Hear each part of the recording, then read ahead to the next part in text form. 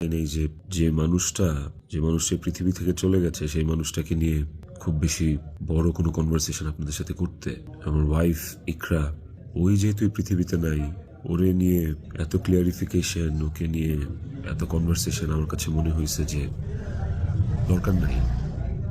আমি বরাবরই আমার সংসারের ব্যাপার, আমার ঘরের ব্যাপার আমি ঘরে রাখতে পছন্দ করি।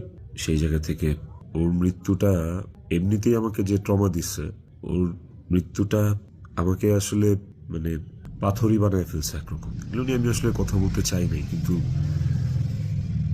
আমার কাছে মনে হয় যে আপনারা গল্পের একটা পাতা পড়েই পুরো গল্পটাকে জাজ করতেছে, একটা পৃষ্ঠা পড়েই পুরো গল্পটা সম্পর্কে আপনারা আপনাদের মনের মতো করে যা খুশি বলতেছে। পাতার এক পাশ পড়ে আরেক পাশ পড়বেন না, এটা তো হয় না, তাই না? আর আমি আসলে কোনো কিছু প্রপারলি গুছায় বলার মতো স্টেটে নাই, পরিস্থিতিতে নাই। আপনাদেরকে আমি কয়েকটা কোয়েশ্চেনের অ্যান্সার দেওয়ার জন্য আসলে ভিডিওটা করতেছি, যে প্রশ্নের উত্তরগুলি আপনাদের কিছুটা হলেও কনফিউশন দূর করবে। শেষ প্রশ্নটা থেকেই আসি আপনাদের।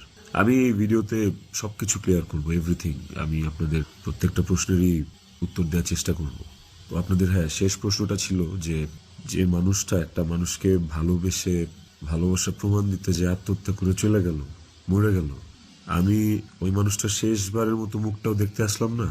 এই যে আপনাদের প্রশ্নটা, আচ্ছা আপনারা কি আমার দেশে আসার মতো পরিস্থিতি রাখছেন? হ্যাঁ, আমি দেশে আসা মাত্রই আমার উপর মব সৃষ্টি হবে, আমি দেশে আসার মাত্রই আপনারা আমাকে টাইনা ছিঁড়ে ফেলবেন। আমার ফোনে এত এত এত থ্রেটস আমি আপনাদেরকে বলে বুঝাইতে পারবো না।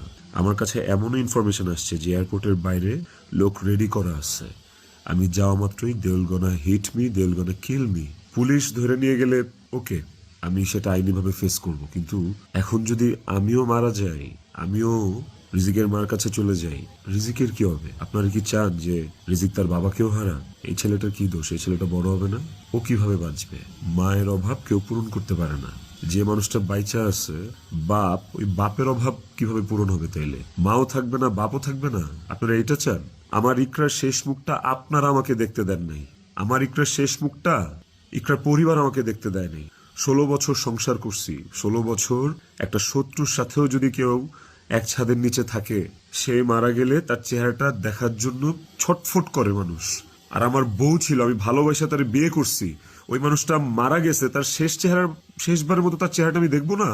দেখেন, আমি না আসলে আপনাদের সাথে এখানে কোনো ফেক কথাবার্তা, মানে ফেক কান্নাকাটি, ফেক আপনাদের থেকে ইমোশন নেয়া, এগুলো নিয়ে কথা বলার জন্য আমি আসি না। আমি আপনাদেরকে আমার আমার জায়গাটা আমি ক্লিয়ার করতেছি। আমি নাম হয়ে